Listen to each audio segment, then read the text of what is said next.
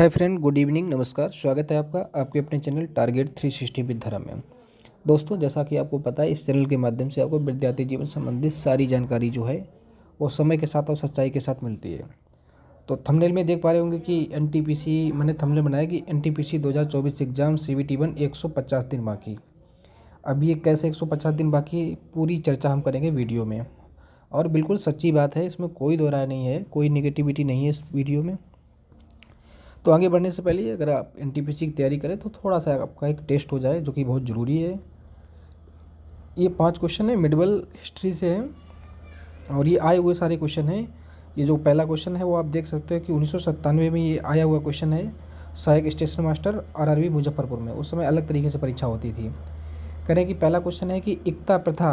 अच्छा, इन 5 क्वेश्चन में आप 4 क्वेश्चन का जवाब सही दे पा रहे हो तो इसका मतलब आपकी तैयारी ठीक ठाक है। क्वेश्चन इतने ज़्यादा टफ भी नहीं है, प्रीवियस ईयर के क्वेश्चन है और ऐसे ही क्वेश्चन आते भी हैं एग्जाम में।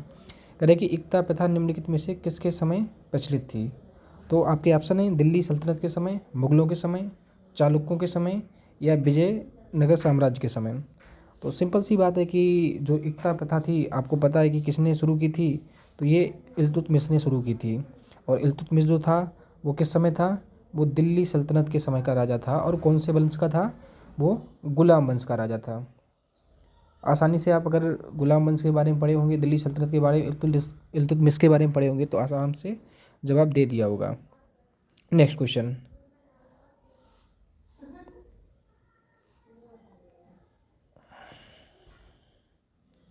करें कि इतिहास में जहरुद्दीन मोहम्मद किस नाम से बेहतर जाना जाता है।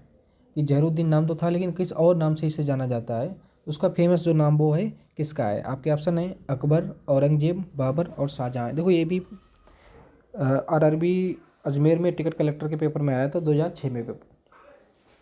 तो इसका जो आंसर है आपका ऑप्शन नंबर 3 हो जाएगा। ये क्या हो जाएगा, बाबर। तो बाबर जो था मुगल वंश का जो था वो संस्थापक था। 1526 में पानीपत के युद्ध में इब्राहिम लोदी को हराकर इसने लोदी वंश का अंत किया और मुगल वंश की नींव डाली 1526 में। इसी को ही जहरुद्दीन बाबर के नाम से भी जाना जाता है। पूरा नाम इसका जहरुद्दीन मोहम्मद बाबर था। नेक्स्ट क्वेश्चन, नंबर 3 है क्वेश्चन कि किसके शासनकाल में राजकीय धर्म इस्लाम समाप्त किया गया था। अब देखो, राजकीय धर्म होता क्या है। राजकीय धर्म जैसे राजकीय भाषा हिंदी है, द्वितीय राजकीय भाषा उर्दू है। तो राजकीय भाषा मतलब राजकीय धर्म की, इस धर्म के अलावा जो धर्म है सारे नीचे हैं। इस धर्म को जो है नंबर 1 पे स्थान दिया गया था। इस तरीके से राजकीय धर्म मुगल काल से और सल्तनत काल से चलता चला आ रहा था। लेकिन इनमें से एक ऐसा शासक हुआ जिसके समय राजकीय धर्म को, इस्लाम धर्म को राजकीय धर्म के रूप में मान्यता नहीं दी गई। तो ऑप्शन आपके हैं बाबर, शेर शाह, अकबर और शाहजहाँ। तो राइट आंसर आपका हो जाएगा अकबर, क्योंकि अकबर जो होता था सर्व धर्म को समभाव रूप से देखता था। और अकबर जो था वो हुमायूं का पुत्र था और अकबर के पुत्र का नाम था वो जहांगीर था। और अकबर जो था वो 3rd नंबर का, ये पूछ लेता है कि अकबर कौन से क्रम का था, तो वो 3rd नंबर का मुगल बादशाह था अकबर। नेक्स्ट क्वेश्चन करेंगे टोडरमल किससे संबंधित है। अब टोडरमल के बारे में अगर बात की जाए कि टोडरमल जो है वो किससे संबंधित है, तो पहली बात तो ये कि टोडरमल किस राजा के काल में रहे थे, किसके दरबार में रहे थे। तो ये रहे थे बेटा अकबर के दरबार में रहे थे टोडरमल। और टोडरमल का जो था वो राजस्व विभाग और भूमि के संबंधी, जैसे अभी आप मान लो लेखपाल का जो काम होता है उस विभाग में थे। तो सिंपल सा है कि ये किससे संबंधित होंगे, भूमि सुधार के कार्य से संबंधित होंगे। और टोडरमल किस राजा के शासनकाल में थे, अकबर के शासनकाल में थे। नेक्स्ट क्वेश्चन,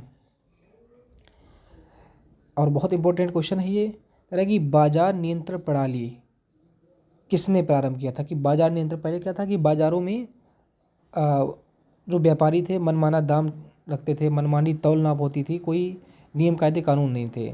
और क्या था कि गरीब जनता जो बाज़ार में वस्तुओं का क्रय विक्रय करने जाती थी तो बड़ी परेशानी होती थी, हर चीज़ में परेशानी का सामना करना पड़ता था। तो ये जो एक शहंशाह हुए, इनके देखो ऑप्शन है औरंगजेब, अलाउद्दीन खिलजी, चंद्रगुप्त मौर्य और शाहजहाँ। तो अभी हम जब बात करें मिडिवल हिस्ट्री की तो चंद्रगुप्त मौर्य तो जो हैं वो प्राचीन इतिहास काल में इनका हम पढ़ेंगे। और यहाँ पर जो आपका राइट आंसर हो जाएगा वो अलाउद्दीन खिलजी हो जाएगा। और अलाउद्दीन जो खिलजी था बेटा, अगर आप बता सकते हैं थोड़ा, अगर एक्स्ट्रा जानकारी हो आपके पास, किस वंश का शासक था, तो ये खिलजी वंश का शासक था। और ये द्वितीय शासक था। अब कमेंट बॉक्स में ज़रूर कमेंट करना कि खिलजी वंश का जो संस्थापक था वो कौन था, और दिल्ली सल्तनत में गुलाम वंश के बाद ही खिलजी वंश आया था। तो ये क्रम से हम, ये सिर्फ 5 ही क्वेश्चन है और बहुत ज़्यादा इंपॉर्टेंट क्वेश्चन है। अगर आपको ये क्वेश्चन अच्छे लगे हों तो वीडियो को लाइक ज़रूर कर देना। अब जो मेन बात थी हमारे 150 दिन एग्ज़ाम की, वो कैसे 150 दिन, देखो सबको पता है कि आपका एग्ज़ाम जो है अप्रैल में होना है, और अभी क्या चल रहा है आपका अक्टूबर लगभग फिनिश के दौर में है, क्योंकि आज 19 तारीख है, 11 दिन इसमें बचे हैं। अक्टूबर के बाद आपका नवंबर, दिसंबर, जनवरी, फरवरी, मार्च, ये 5 महीने जो हैं आपके तैयारी करने के लिए। 5 महीने का अगर पूरा डाटा निकाला जाए तो 5 महीना 5 इंटू 30, 150 दिन जो हैं वो प्योर दिन तो कम से कम है आपके पास। अगर इसके 11 दिन निकाल दिए जाए, अप्रैल में कब एग्ज़ाम होगा उसके दिन निकाल दिए जाए, 150 दिन। तब आप क्या कर सकते हैं कि अपनी तैयारी को, अब आपकी तैयारी किस मोड में है, देखो ये एनटीपीसी है, ये नहीं चक्कर में रहिए कि अभी फार्म की लास्ट डेट नहीं आई। लड़कों की जो तैयारी पिछली बार जो CBT 1 क्लियर किए हुए थे, जो CGL की तैयारी करे हुए हैं, उनकी 60% तैयारी ऑलरेडी, वो आप कभी भी उनको CBT 1 का एग्ज़ाम दे दीजिए, 60% मार्क उनका हमेशा आ ही रहा होगा, जो ठीक ठाक तैयारी कर रहे होंगे। और मैं भी दे रहा हूँ मॉक, नेक्स्ट वीडियो में अपने मॉक का मैं स्कोर बताऊँगा ज़रूर, कितने टेक्स्ट बुक में मैं मॉक दे के कर पा रहा हूँ। तो कहीं ना कहीं बहुत अच्छे से अभी तैयारी को आप शुरू कर दीजिए, इसमें बिल्कुल लापरवाही नहीं, क्योंकि 150 दिन ये मान के चलिए। मैं डेली एक वीडियो बनाऊंगा, आपको रिकॉल कराऊंगा कि आज कितने दिन रह गए, आपको क्या पढ़ना है क्या नहीं पढ़ना है। तो जैसे अभी मैंने आपको बताया कि मिडवल हिस्ट्री, मैंने मिडवल हिस्ट्री के 5 क्वेश्चन इसलिए उठाए क्योंकि प्राचीन इतिहास जो है देखो क्वेश्चन वहाँ से भी आने हैं, लेकिन मिडवल क्या है थोड़ा इंटरेस्टेड, तो यहाँ से इंटरेस्ट आपको पैदा होगा। और मैं कोशिश करूँगा डेली 10 से 15 क्वेश्चन आपको वीडियो में लाऊँगा, वीडियो ज़्यादा लंबा भी नहीं होगा। और अगर आप कमेंट करके ज़रूर बताना कि कुछ इंपॉर्टेंट क्वेश्चन जो हैं वो करंट अफेयर के, क्योंकि बहुत अच्छा रोल प्ले करती है करंट अफेयर।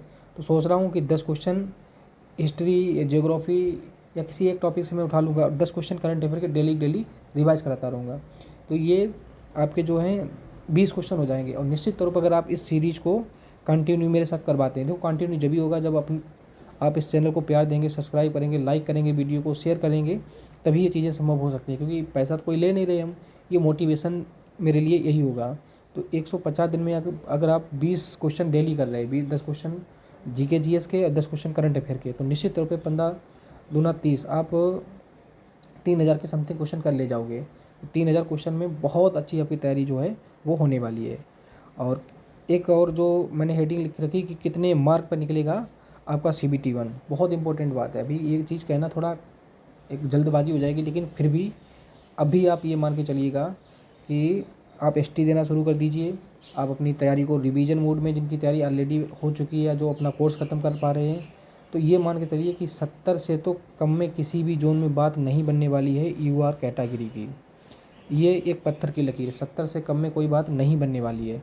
और कैटेगरी वाइज और जोन बाई जोन ये अलग अलग प्रेफर करेगी, लेकिन UR कैटेगरी की 70 से कम किसी भी जोन में, जो मिनिमम जोन होगा वहाँ पे कट ऑफ नहीं जा सकती, क्योंकि वैकेंसी जो है वो बहुत कम है। तो वीडियो ज़्यादा लंबा नहीं करेंगे और कोशिश करेंगे नेक्स्ट वीडियो बहुत छोटा रखेंगे। और वीडियो को ज़रूर आप लाइक करना, और ये क्वेश्चन की सीरीज़ कैसी लगी और आगे कंटिन्यू करें तो ये भी कमेंट में बताना। धन्यवाद दोस्तों, आज के लिए इतना ही।